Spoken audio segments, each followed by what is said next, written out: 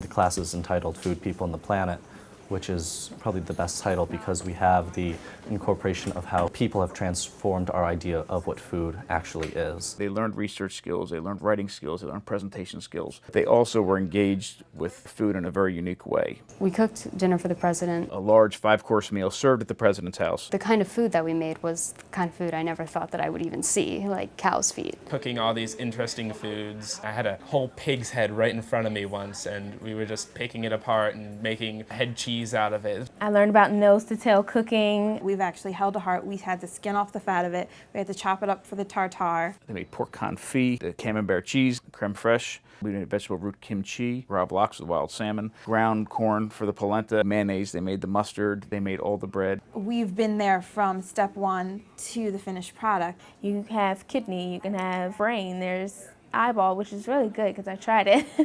We tried everything, and I could say I've tried heart before. I don't think I could have made a better choice just because after having gone through this course for however many months, it was probably one of the best class decisions. We were engaged in conversation and new ideas, and we discussed them openly. Each student looked at a different culture and their own diets and how it affected the cultural, social, political parts of their own societies. What it means to eat healthy and what it is that we can eat and what we should eat and what we shouldn't. I think I talked about this class every day to my friends, and I was like, guys, this is what I learned. This is very concurrent with society and the Western world as it is today. We had this big discussion on ethics and what is nutritious. It's me, and it's a government agency, and it's the grocery store, and it's the fast food place. What is it that really makes up a healthy diet? Knowing where your food is coming from, knowing how it was raised, raising it yourself, or completely preparing it for yourself. I want to have the nutrients and I want to get the nutrition that people have been doing for thousands of years versus what people are coming up with now. You only get one life, and you might as well eat as healthy as you can because you only get one body, and you only have one life to treat it as well as you can.